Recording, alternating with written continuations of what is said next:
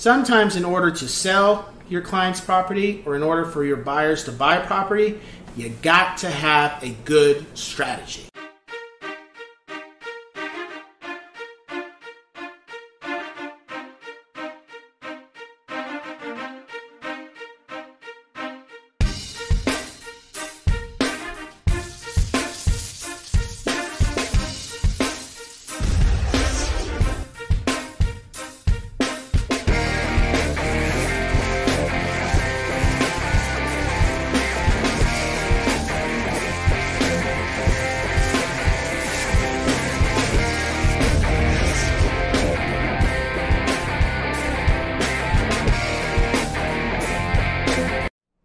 What's going on, ladies and gents in Cyberland? Coming back to another educational video, and this time we're going to talk about strategy. So, we're going to go both ways. So let's say your clients are happy with you, they want to sell their home with you, they want to make it happen for them. Well, we got to do a strategy. It's not so quick where we just sign some documents and we just put the house on the market. So what I tell my clients is, okay, let's look at what is the house going to sell for?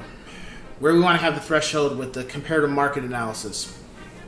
Where we want your home to be in regards to getting people to come see your home. That's the first thing. The next thing is, why we want to price where we price it, and then also the commission split. Why we want to have it where we have it. Okay? Those things are important to educate your client on, so they don't just think, hey, well, we'll price it this high. I want to just price it high. Not so fast. Want to price it just good enough in the market to where we get as many people as we can to see it. If we price it too high, less people are inclined to come. If we price it too low, people think there's something wrong with the home. Now, commission split. Think about commission split. 6% is, I have yet to come across something that's higher than that. I've heard stories that's higher than that. But let's say 6%. That's a good commission split, meaning seller gets 3%, buyer gets 3%, the agents. The higher the commission split, the more you're going to have people want to see the home. Why? Well, an agent values their time, and they want to be compensated for their time. They are not going to want to bring their clients to your listing if your listing is split and it's 2% or it's less. Don't get me wrong, depending on the market, agents will do what they have to do. But let's say the split is 1% or 1.5%.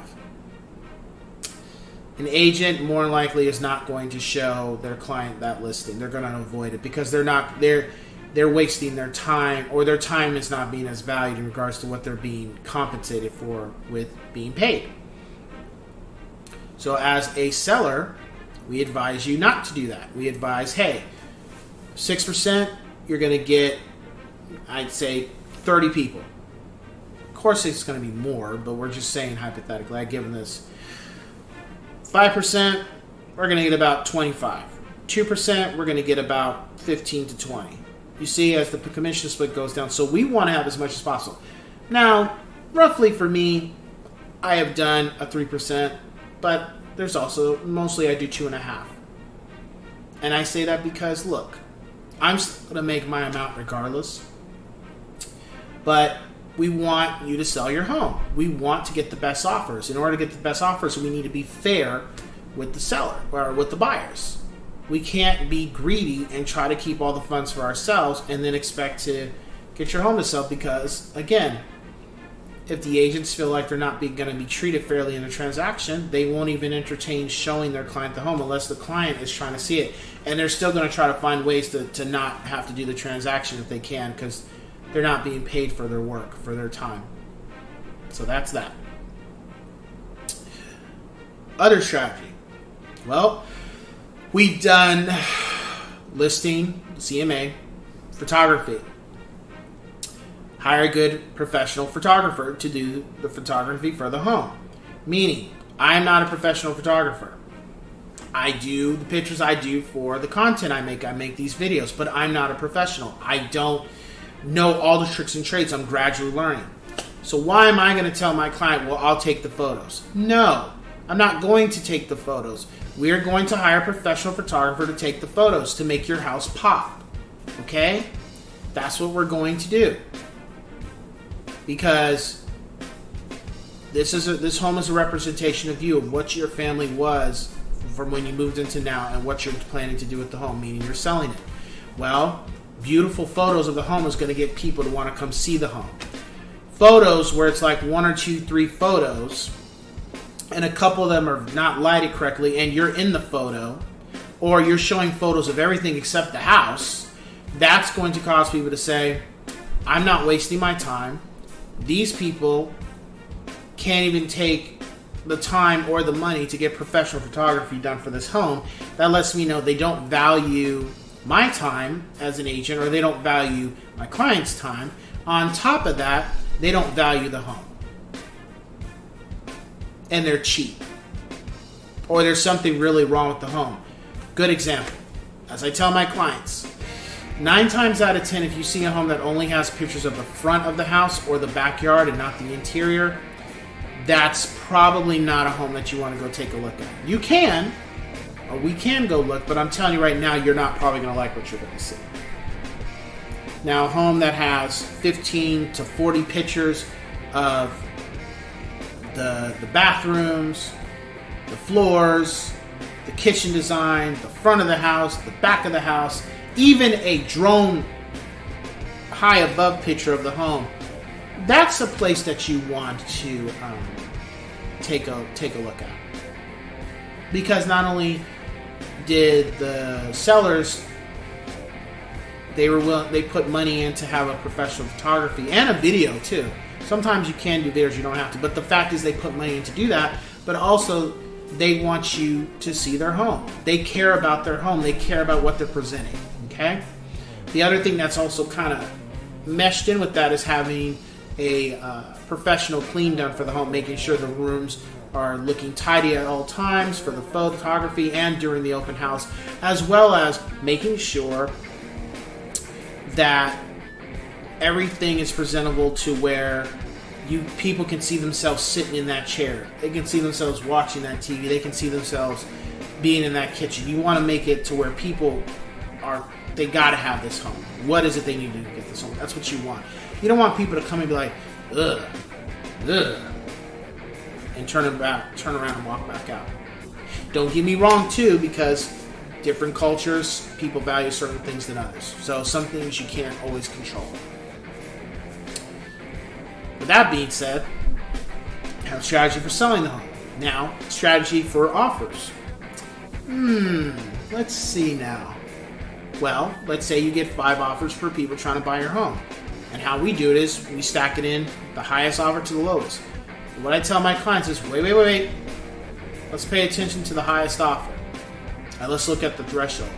Because one thing that's been happening a lot of, because there's been low inventory, is people are putting in a ridiculous high offer. But they haven't removed the contingencies. They're putting in this $60,000, $70,000, $80,000 asking price. But they haven't removed any of the contingencies. Why did I say that again? Because what that is, a lot of the time we've seen, and I've experienced, is that these people just want to get accepted. They just want to beat out the other buyers, and then they'll try to negotiate to lower that price. They have no intention of paying that much. Some will. There are some will, but a lot of them, no way. They're not going to pay that much. And that's the thing I tell my clients. We got to be careful with that. Because some people like that, especially when they're not removing the contingencies already with their offer, they're just trying to get accepted. They have no intention of paying that. Or they will try to have one of the contingencies removed, mostly the appraisal. But during the inspection, they'll try to find ways to not have to pay that much, or try to get credits to lower what they're paying. That's just something some agents do. I tell my clients we're not going to do that. That's not a good approach. What are you willing to pay? And I talk with the lender to confirm, if you're willing to pay over the asking, can you afford that if it doesn't appraise? I keep the lender in the loop to make sure. So then, once that comes out, and if the agent will call and say, hey, are you guys good for it? I said, yes, we're good for it. Talk to my lender about it, and here's my lender's number. Go ahead and have a conversation so they can confirm it. So I'm not just puffing smoke up your ass to say, yeah, that's what we're doing here, and that's not true. Because sometimes not all money is good money, okay? With that being said, let's go to the buyer side. The buyer strategy that I normally do is not as much as a seller. It's really just straightforward in regards to what is the most you're willing to pay and short new contingencies. Then on top of that, maybe throwing in the appraisal, removing that. What I don't do is we do not remove, I never have my clients remove the loan, and I do not have my clients remove the inspection unless they don't care and they're willing to just